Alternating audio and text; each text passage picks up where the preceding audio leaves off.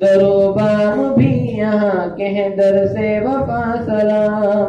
चमंदर इल्म दीन मदरसे बशीर है, या फुला के इल्म दीन पे मिसले नजूम है। मदरसे बशीर औज तरक्की पे हो सदा, हो फैजान इसका आम जमाने में जा बजा। यहाँ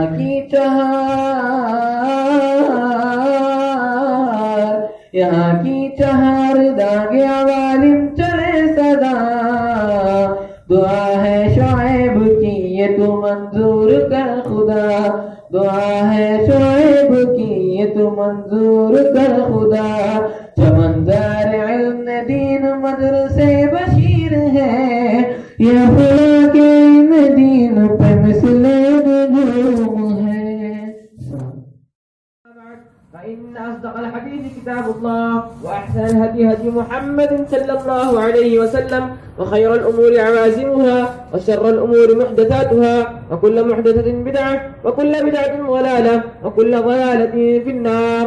وبالسند المتصل منا إلى الشيخ الإمام الهمام إلى الشيخ حافظ الحجة أمير المؤمنين في الحديث أبي عبد الله محمد بن إسماعيل بن إبراهيم بن المغيرة بن بردزبة الجعفي اليماني البخاري رحمه الله تعالى. اللهم انفعنا بعلومه وعلوم إمامه يا رب العالمين. بسم الله الرحمن الرحيم. باب كيف كان بدء الوحي إلى رسول الله صلى الله عليه وسلم. وقول الله عز وجل: إنا أوحينا إليك كما أوحينا إلى نوح والنبيين من بعده. وبه قال حدثنا الحميدي قال حدثنا سفيان قال حدثنا يحيى بن سعيد الأنصاري قال أخبرنا محمد بن إبراهيم التيمي أنه سمع علقمة بن وقاص الليثي يقول: سمعت عمر بن الخطاب رضي الله عنه على المنبر يقول: سمعت رسول الله صلى الله عليه وسلم يقول: إنما الأعمال بالنيات وإنما لامرئ ما نوى. فمن كانت هجرته إلى دنيا يصيبها أو إلى امرأة ينكحها فهجرته إلى ما هاجر إليه.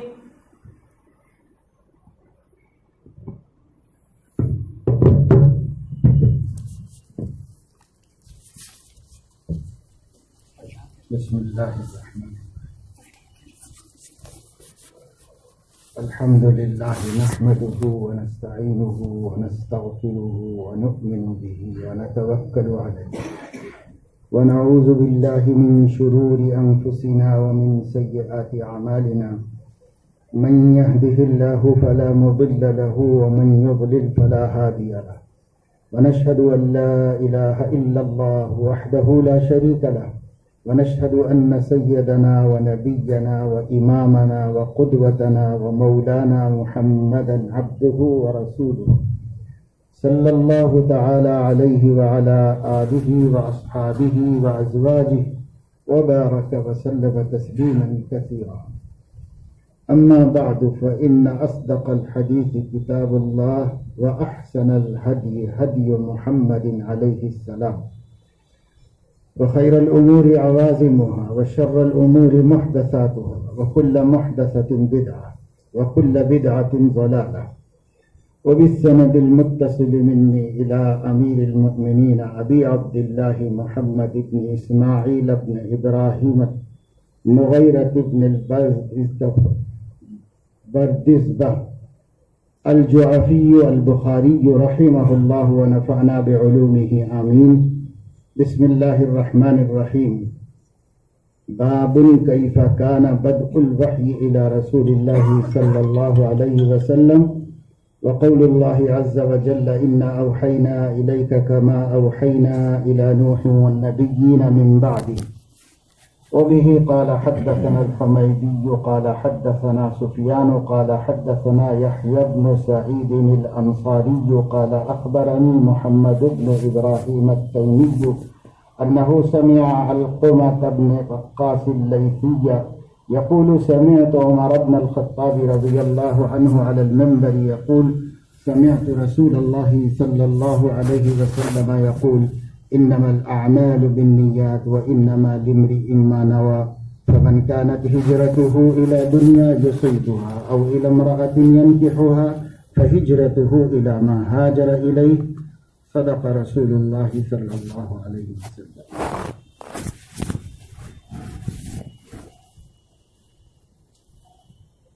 ہر انسان اس بات کو سمجھتا اور جانتا ہے کہ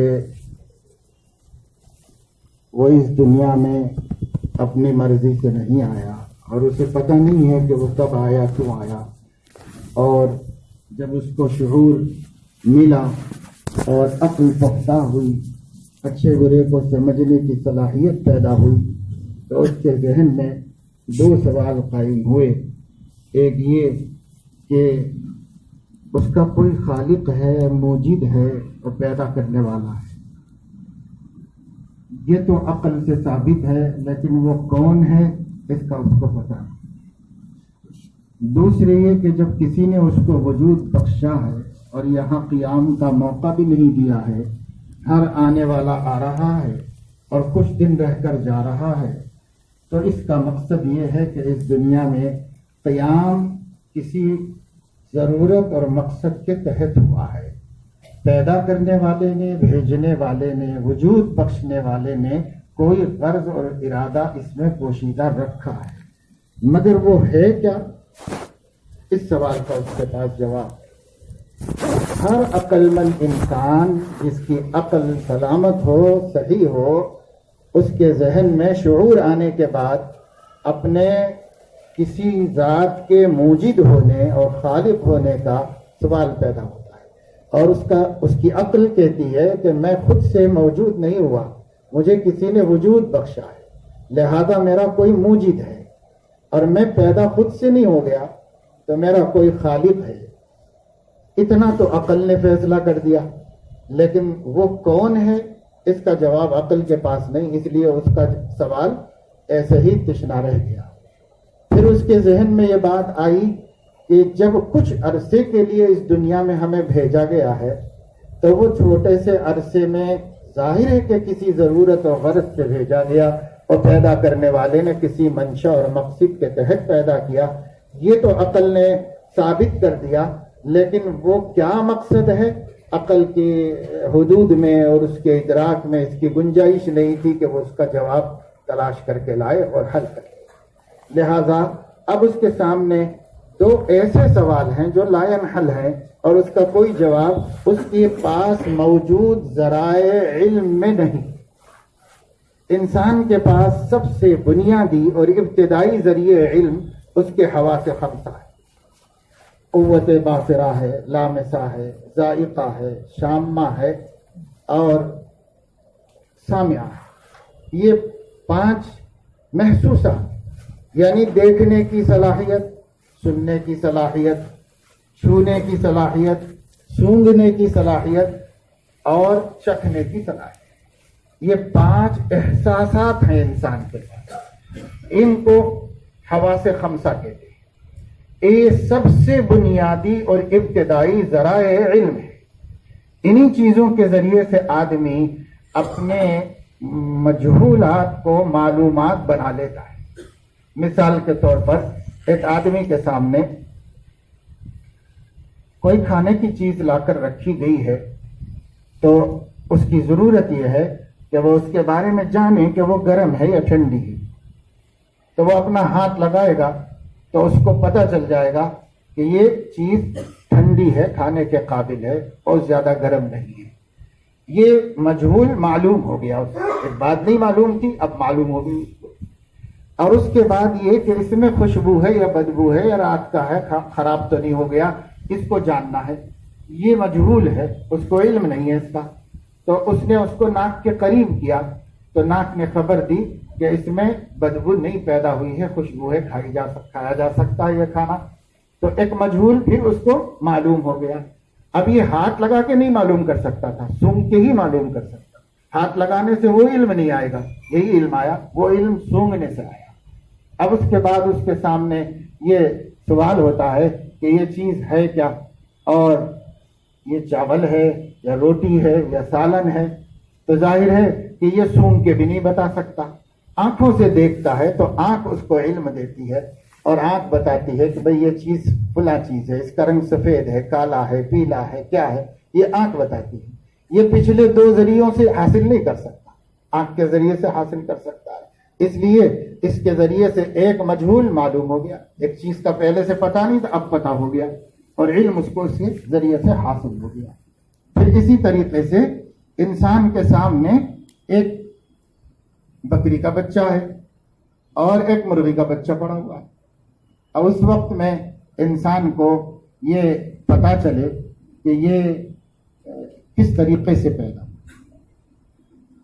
ماں کے پیٹ سے پیدا ہوا ہے یا انڈے سے پیدا ہوا، تو اس کو یہ حواس سے کچھ پتہ نہیں چل سکتا، نہ دیکھ کے پتہ چلا سکتا ہے، نہ سن کے پتہ چلا سکتا ہے، اور نہ چھو کر، نہ چکھ کر، اور نہ سونگھ کر۔ تو اس کے لیے اس کی قوت مدرکہ ہے، عقل ہے۔ اللہ پاک نے اس کو یہ صلاحیت دی ہے کہ وہ جہاں حواس خمسہ اپنا کام نہیں کرتے، وہاں اس سے آگے عقل کام کرتی۔ چنانچہ اس کی عقل کہے گی کہ اگر یہ مرغی کا بچہ ہے تو یہ انڈے میں سے نکلا ہے، اور اگر یہ بکری کا بچہ ہے تو یہ اپنے ماں کے پیٹ سے جنم لیا ہے اور پیدا ہوا ہے۔ یہ اس کی عقل اس کا فیصلہ کرے گی۔ ایک انسان ہے، اس کے سامنے ایک آدمی کھڑا ہوا ہے اور اس کے بارے میں وہ یہ کہتا ہے کہ یہ میرے ابا جان ہے۔ اس کا ابا جان ہونا اس کے پاس کسی دلیل سے نہیں معلوم ہے، وہ کون سا ذریعہ ہے جس نے اس مجہول کو معلوم کیا؟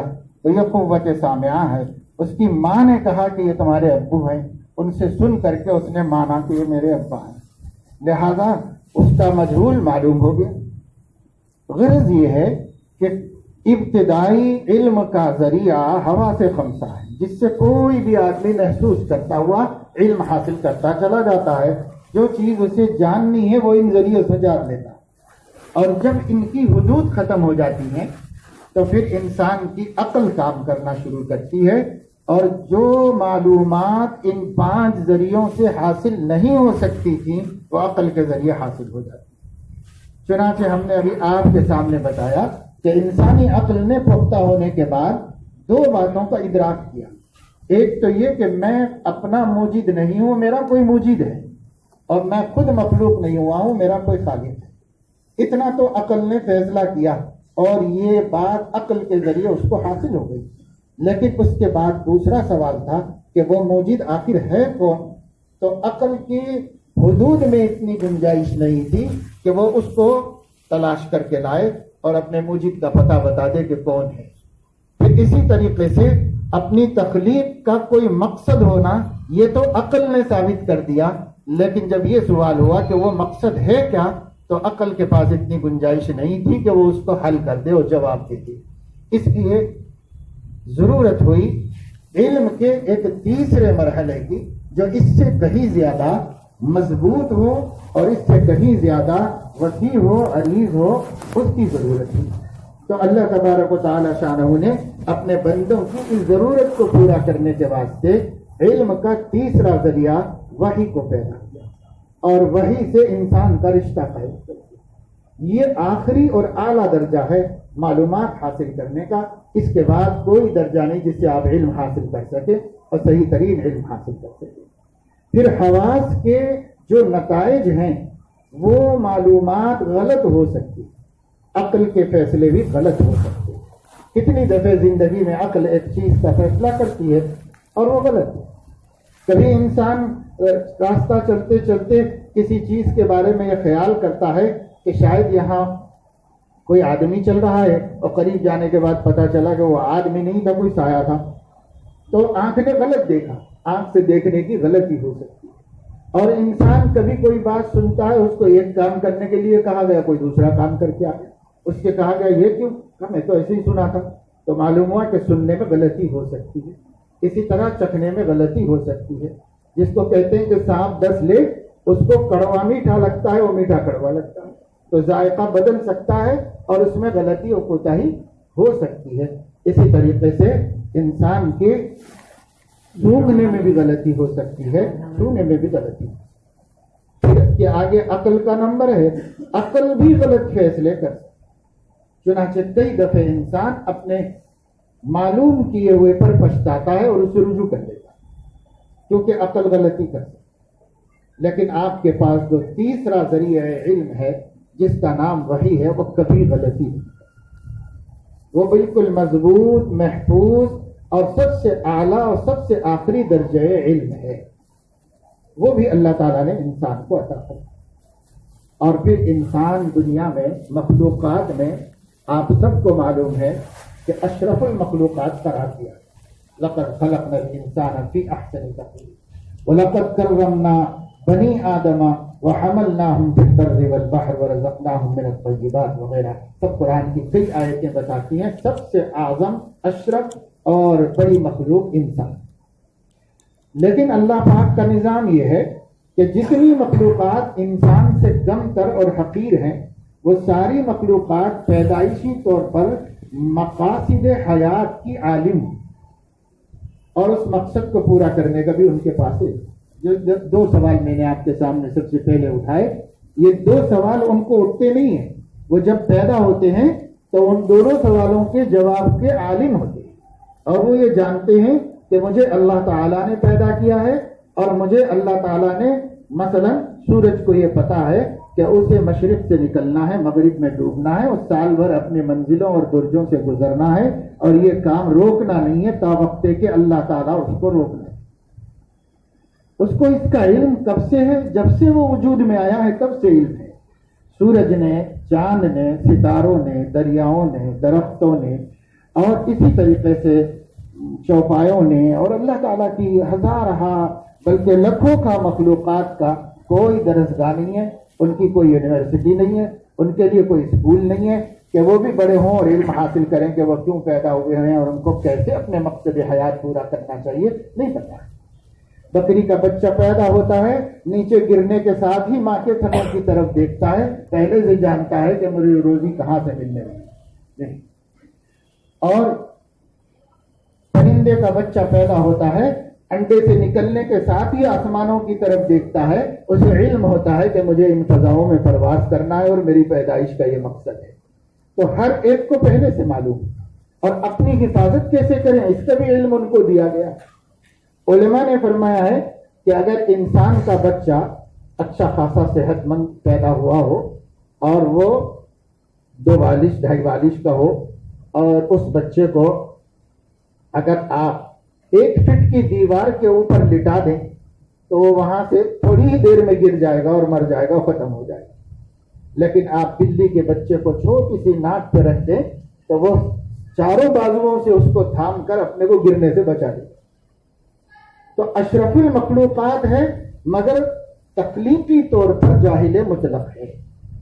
واللہ اخرجکم من بطون امہاتکم لا تعلمون شیئا، اللہ نے تمہیں تمہارے ماؤں کے پیٹ سے جاہل مطلق پیدا کیا ہے، کچھ بھی نہیں جانتا ہوا انسان پیدا ہوا ہے، باقی ساری مخلوق عالم پیدا ہوئی ہے، وہ اپنے مقصد کو، اپنے وجود کو، اس کے ذرائع کو سب جانتے۔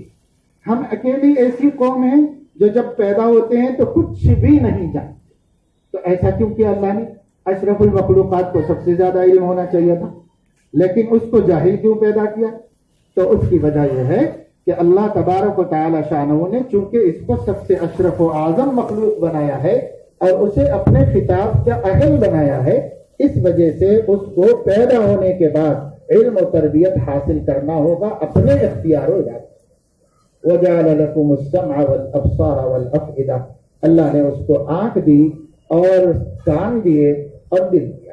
دنیا کے تمام ماہرین تعلیم وہ اس بات پر متفق ہیں کہ ایک انسان جو جاہل پیدا ہوتا ہے اس انسان کے علم کا وسیلہ اس کی آنکھیں ہیں اور اس کے کان۔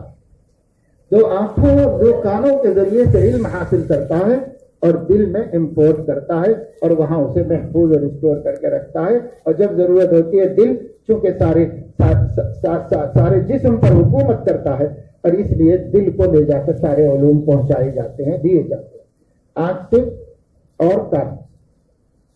آج بھی ماہرین تعلیم کہتے ہیں کہ آپ کے پاس 2 چیزیں ہونی چاہیے، ایک تو یہ کہ آپ کو پڑھانے والا زبان سے بول کر سنائے، یہ علم کا مضبوط ذریعہ ہے، اس کی بھی سخت ضرورت ہے، اور دوسرے یہ کہ جو آپ کو پڑھانے والا ہے وہ ایکشن کر کے بھی دکھائے، عمل میں بھی اس کو دکھائے، تب جا کر کے آپ کو صحیح علم حاصل ہوگا۔ خیر القرون میں علماء کے پاس جتنا علم ہے وہ سمعن و مشاہدتاً حاصل ہوا ہے. بعد کے لوگوں نے مشاہدہ کو بازو ہٹا دیا اور کہا کہ صرف سمجھ سے کام چلے. ہمارے لیے بخاری کافی ہے, ہمارے لیے تفسیر کافی ہے, ہمارے لیے کتابیں کافی ہیں. کتابوں کے ذریعے آپ کو جو علم حاصل ہوگا یہ علم گویا سمعن حاصل ہوگا, اور آپ کو جو مشاہدہ تھا وہ مشاہدہ ہوا بھی. اسی وجہ سے کتنی حدیثیں ہیں جس پر لوگوں نے عمل اس لیے نہیں کیا کہ ان کے سامنے مشاہدہ کیا. اور صحابہ نے نبی سے سنا بھی اور دیکھا بھی, تابعین نے صحابہ کو سنا بھی اور دیکھا بھی, تبع تابعین نے تابعین کو سنا بھی اور دیکھا بھی, اور اس کے بعد ہر دور دوسرا دور پچھلے دور کا نقال ہے عمل میں, اور علم کو سن کر حاصل کیا ہے اور عمل کو دیکھ کر حاصل کیا ہے. اور دونوں ذریعے سے علم آ سکتا ہے, اور ایک ذریعے سے علم نہیں آتا, اور ایک ذریعے سے جو علم آئے گا وہ ناقص ہے. اس لیے دیکھنا بھی پڑے. اب لوگ کہتے ہیں کہ ہم کو رجال کی ضرورت نہیں ہے, صرف کتاب کی ضرورت ہے. تو یہ گمراہ لوگ ہیں جن کو حقیقت دین کی تو کیا سمجھ میں آتی, دنیا کے اعتبار سے بھی ان کو علم کے وسائل کا پتہ ہی نہیں چلا کہ علم کس طرح حاصل کیا جائے. آج بھی خود عصری تعلیم کے ماہرین کہتے ہیں ایجوکیشن ود ایکشن. کیوں بھائی ایکشن کی کیا ضرورت ہے؟ تو حضور علیہ الصلوۃ والسلام نے بھی ایسے ہی کیا ہے. ایک گاؤں کے لوگ آئے, کہنے لگے یا رسول اللہ نماز سکھا دیجیے. رسول اللہ صلی اللہ علیہ وسلم نے, بخاری شریف میں ہے, اسی کتاب میں آپ پڑھیں گے, منبر پہ چڑھ کے حضور نے نماز پڑھائی تاکہ وہ دیکھیں اپنی آنکھوں سے کہ میں کھڑےتا کیسا ہوں, ہاتھ کیسے اٹھاتا ہوں, باندھتا کیسا ہوں, رکوع کیسے کرتا ہوں, وہ دیکھ لیں اپنی آنکھوں سے. اس لیے کہ اگر میں صرف لیکچر دوں گا تو ان کی سمجھ میں نہیں آئے گی, دیکھنے سے سمجھ میں آئے گا. اس لیے حضور علیہ السلام نے نماز پڑھائی منبر پہ چڑھ کے, صرف سجدہ کرنے کے لیے نیچے اترے, پھر چڑھ گئے اس کے اوپر اور چڑھ کے منبر پر نماز پڑھائی. تو اس طرح حضور نے بتایا کہ دکھانا پڑتا ہے, دکھا کر علم دینا پڑتا ہے. اس لیے دونوں چیزوں کی ضرورت ہے, رجال اللہ کی بھی ضرورت ہے, کتاب اللہ کی بھی ضرورت ہے. اب میں نے آپ کے سامنے یہ بات رکھی کہ وحی سب سے اعلیٰ اور آخری درجہ علم ہے, ذریعہ علم ہے. یہ وحی کیا ہے؟ ایک خفیہ معلوماتی وسیلہ ہے جو اللہ کے اور اس کے منتخب بندے کے, جس کو نبی کہا جاتا ہے, درمیان میں قائم ہو جاتا ہے. اس رشتے سے وہ بندہ اللہ تعالیٰ سے گفتگو کر سکتا ہے اور اللہ تعالیٰ اس کو اپنی بات, اپنا پیغام پہنچاتے ہیں. قرآن مجید میں فرمایا گیا ہے ما کان لبشر ان یکلمہ اللہ الا وحیا او من وراء حجاب او یرسل رسولا. بس یہ تین طریقے اللہ نے فرمایا. کوئی بشر اللہ سے ہم کلام نہیں ہو سکتا سوائے وحی کے اور پس پردہ کی گئی گفتگو کے اور کسی مخلوق کی شکل میں بھیجے گئے فرشتے کے, اس کے ذریعے سے. یہ تین ذریعوں سے اللہ تعالیٰ نے ایک وحی کو قائم فرمایا. اب اس کی مختلف اور شکلیں ہیں جو آپ اسی باب میں پڑھیں گے آگے. پہلی حدیث تو نیت کی لائی ہے, اس کے بعد سے پھر وحی کی حقیقت ہی وہ بیان کر رہے ہیں. حضور علیہ السلام نے فرمایا اس طرح بھی وحی آئی مجھے, اس طرح بھی آئی اور اس طرح بھی آئی.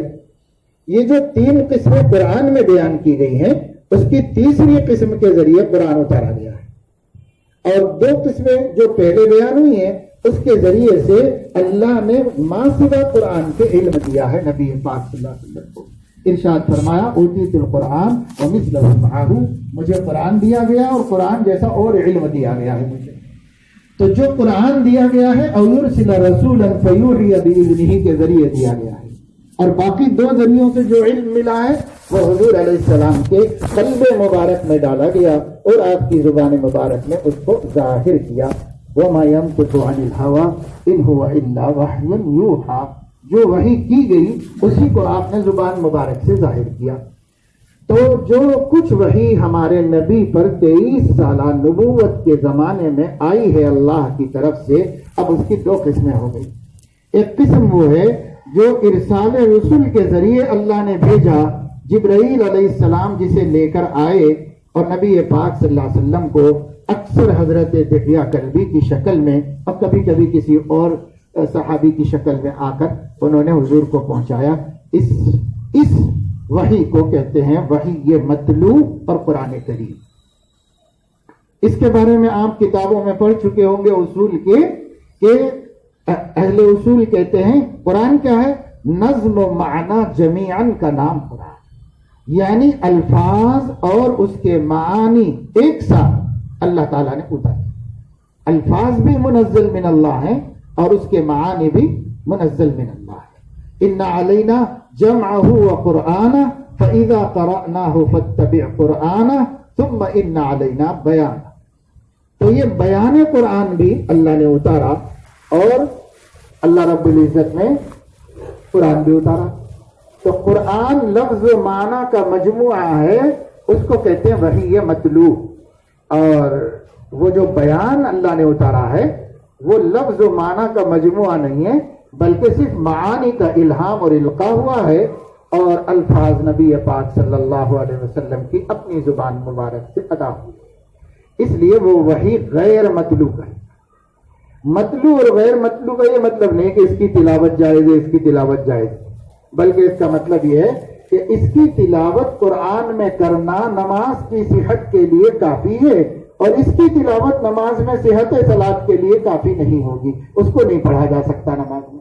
تو جو نماز میں نہیں پڑھا جا سکتا اس وجہ سے اس کو غیر مطلوع وحی کہا گیا. مگر ہے وہ وحی، سب اللہ نے اتارا اور سب اللہ ہی نے نبی پاک صلی اللہ علیہ وسلم کو علم دیا ہے. تو قرآن آپ جانتے ہیں وہ 30 پارے ہیں، 114 سورتیں ہیں، اور اس کی 6666 آیتیں کہلائی جاتی ہیں. وہ سب آپ کو پتا ہے. جو حافظ قرآن ہے وہ اس کے حافظ بھی ہیں، اپنے سینوں میں محفوظ کیے ہوئے ہیں. دوسرا جو علم ہے وہ علم حدیث کہلاتا ہے. حدیث عرف میں اصطلاح میں اس کا نام حدیث ہوتا ہے، قرآن سے امتیاز کے واسطے کہ وہ کتاب اللہ ہے اور یہ سنت رسول اللہ ہے. اور سنت رسول اللہ کا عموماً اطلاق حدیث شریف پر ہوا. البتہ حدیث اور سنت میں جو فرق ہے وہ عموم خصوص من وجہ کی نسبت ہے. اور اس نسبت کی وجہ سے یوں کہا جائے گا کہ جیسے ہر رسول نبی ہوتا ہے لیکن ہر نبی رسول نہیں ہوتا، اسی طریقے سے یہ کہا جائے گا حدیث شریف اور سنت کے بارے میں کہ ہر سنت حدیث ہے لیکن ہر حدیث سنت نہیں ہے. حدیث، اب آپ اس کتاب کا نام پڑھیں گے تو اس کتاب کے نام سے معلوم ہو جائے گا کہ حدیث تو بہت عام ہے اپنے معنی کے اعتبار سے. 23 سالہ نبوت کی بلکہ 63 سالہ نبوت سے متعلق خبر دینے والی ہر بات حدیث کہلائی. اس زمانے کے حالات، اس زمانے کے واقعات، جنگوں کا تذکرہ اور مغازی کا تذکرہ اور حضور علیہ الصلوۃ والسلام کے اخلاق و عادات کا تذکرہ، آپ کے احکام کا، اقوال کا، تقاریر کا، ساری چیزوں کا مجموعہ حدیث ہے. تو ہر حدیث وہ سنت نہیں ہے لیکن ہر سنت حدیث میں آئی ہے. اس لیے یہ حدیث کا مجموعہ آپ کو پڑھنا ہے. اور آپ جو کچھ پڑھیں گے، حتیٰ کہ ضروری نہیں ہے کہ بخاری شریف کے اندر تکرار کے ساتھ جو 9082 حدیثیں ہیں یہ سب حدیثیں قابل عمل ہیں. کسی کے ہاں بھی سب قابل عمل نہیں، چاہے وہ غیر مقلدین ہی کیوں نہ ہو، ان کے ہاں بھی قابل عمل نہیں، حالانکہ بخاری میں. تو معلوم یہ ہوا کہ ہر صحیح حدیث کا عمل میں ہونا ضروری نہیں اور ہر ضعیف حدیث کا عمل سے خارج ہونا ضروری نہیں. اس لیے کہ کئی ضعیف حدیثیں وہ ہیں جو امت کے تمام مکاتب فکر کے نزدیک عمل میں داخل ہیں، وہ اس پر عمل کرنے کو ضروری ہے. تو اس لیے یہ حدیث پورے کے پوری پڑھنا ہے، سمجھنا ہے، اس میں سے سنت کو تلاش کرنا ہے اور سنت پر اپنی زندگی کو بنانا ہے. اور باقی حدیثیں دور رسالت کے نقشے کو ہمارے سامنے رکھتی ہیں، جس سے نبی کی عظمت بڑھتی ہے اور ان سے محبت میں اضافہ ہوتا ہے اور ان کی قربانیوں کا اندازہ ہوتا ہے اور اس سے آدمی کا ایمان بنتا ہے. تو اب آپ جو کتاب پڑھنے جا رہے ہیں یا اس سال جتنی کتابیں پڑھنے جا رہے ہیں یہ وحی غیر مطلوع اور اللہ کی بھیجے ہوئے علم کا دوسرا آدھا حصہ ہے. آدھا حصہ قرآن ہے جو اکثر ماشاءاللہ حافظ آدھا حصہ قرآن ہے اور دوسرا آدھا حصہ نبی پاک صلی اللہ علیہ وسلم کی مبارک تعلیمات. پہلے کو قرآن کہتے ہیں، دوسرے کو بیان قرآن کہتے ہیں، اور دونوں کا نزول ہمارے نبی صلی اللہ علیہ وسلم پر ہوا ہے.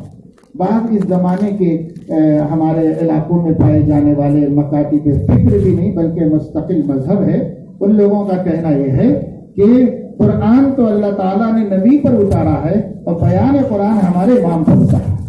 تو یہ ان کا اپنا غلط ہے.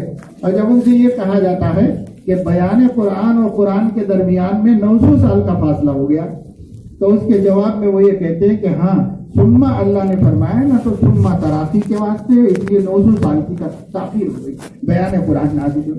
اب یہ سوال ہوا کہ وہ جو 900 سال میں جب بیان نہیں اترا تھا تو جن لوگوں نے صرف قرآن پر عمل کیا ان کا کیا ہوگا قیامت میں؟ انہوں نے تو اس کی تصدیق بھی نہیں کی. تو کہنے لگے کہ وہ معذور ہیں، اس وجہ سے ان کا صرف قرآن پر عمل کافی ہوگا، لیکن اس کے بعد پھر اب معذور نہیں ہے، اس لیے قرآن پر عمل کافی ہوگا. تو یہ سب گمراہیاں ہیں. میں نے اس لیے بتا دیا کہ آپ لوگ مولوی بننے جا رہے ہو تو افکار کو، عقائد کو، فرقوں کو سمجھنے کی ہمارے اندر مضبوط صلاحیت ہے. ہم اہل السنت والجماعت کے عقیدوں کو جو اس کتاب میں بھی مستقل طور پر امام بخاری نے دوسرے جز کے اندر عقائد سے کلام کیا، اور یہاں بھی کتاب الایمان کے اندر ہمیں عقائد کو اچھی طرح سمجھنا چاہیے. میرا یقین یہ ہے کہ جو عالم اہل السنت والجماعت کے عقیدوں کو سمجھ کر پڑھ چکا ہے وہ کبھی کسی فتنے اور فرقے کا شکار. امام بخاری سے تو گھٹنے والی نہیں، کم ہونے والی نہیں، لیکن امام بخاری تک جو سند حضرت شاہ ولی اللہ محدث دہلوی رحمۃ اللہ علیہ سے آپ کے اساتذہ کی انہی کے توسط سے جائے گی. جب انہی کے توسط سے جائے گی تو شاہ ولی اللہ سے لے کر امام بخاری تک بھی گھٹنے بڑھنے والی نہیں، لیکن شاہ ولی اللہ محدث دہلوی رحمۃ اللہ علیہ تک ہماری سند کم زیادہ ہو سکتی ہے. اس میں سند عالی ہو سکتی ہے اور سند سافل ہو سکتی ہے، یعنی بڑی لمبی ہو سکتی ہے، چھوٹی ہو سکتی ہے. جتنی چھوٹی ہوگی تو اتنی زیادہ بابرکت ہوگی. اور یہ ایک علم حدیث کے طالب علم کے سب سے بڑا شوق اور سب سے بڑی خوشی کی بات ہوتی ہے. تو چونکہ آپ لوگوں نے ارادہ کیا اور عہد کیا کہ ہم علم کو عمل کے لیے اور خدا کے بندوں کو اور نبی کے دین کو بچانے کے لیے استعمال کریں گے اور کسی کام کے لیے ہم استعمال نہیں کریں گے. رہ گئی تمہاری روزی روٹی، ان اللہ هو الرزاق ذو القوة المتین، آپ کو بھوکا نہیں رکھے گا، وہ بہت بہت نہال رکھے گا اور خوش رکھے گا. حضور نے دعا فرمائی ہے، اے اللہ پاک ان لوگوں کو ہمیشہ سرسبز و شاداب رکھے جو میرے حدیث کو سنیں اور اسے محفوظ کریں اور دوسروں تک پہنچائیں. تو جب ہم حدیث کی خدمت میں زندگی گزاریں گے کبھی نہ کبھی جو ہے ناکام و نامراد نہیں ہوں گے. نظر اللہ نبی کی دعا ہے، اور یہ دعا رد نہیں ہے. نبی کی دعا کیسے رد ہو سکتی ہے؟ اس لیے مقبول ہے. تو اس لیے اس کی طرف توجہ کرو، اس میں کرو. تو جو ہمارے پاس سند ہے وہ حضرت شاہ حکیم مظہر صاحب ابن حضرت شاہ حکیم اختر صاحب رحمہ اللہ سے مجھے حاصل ہے، اور ان کو حضرت مولانا عبداللہ امرتسری رحمۃ اللہ علیہ سے حاصل ہے، اور ان کو حکیم الامت حضرت مولانا اشرف علی تھانوی رحمۃ اللہ علیہ سے حاصل ہے، اور ان کو حضرت شاہ فضل رحمان گنج مراد آبادی رحمۃ اللہ علیہ سے حاصل ہے، اور حضرت شاہ صاحب کو شاہ عبدالعزیز صاحب سے، اور ان کو شاہ ولی اللہ سے. تو یہ بہت مختصر راستہ ہوا ہے، یہ بہت مختصر سا راستہ ہے. تو یہ سند ہم بھی اس حدیث ایک حدیث کے پڑھنے پڑھانے پر آپ کو دیتے ہیں. ایک طریقہ یہ بھی ہے کہ ایک حدیث پڑھ کر سند حاصل، تو ایک حدیث پڑھ کر کے سن کر کے اور سنا کر کے قراءۃً و سماعۃً آپ کو یہ سند میں ہم اجازت دیتے ہیں کہ آپ لوگ بھی اس سند سے امام بخاری کی حدیثوں کو روایت کیا کرو. اور اللہ تبارک و تعالی شانہ توفیق عمل نصیب فرمائے مجھے بھی آپ سب کو بھی، کہ ہم اپنی زندگی کے آخری سانس تک اپنے نبی کی خدمت میں گزاریں اور اسی میں اللہ جینے کی توفیق دے اور اسی پر موت عطا فرمائے. وآخر دعوانا الحمد للہ.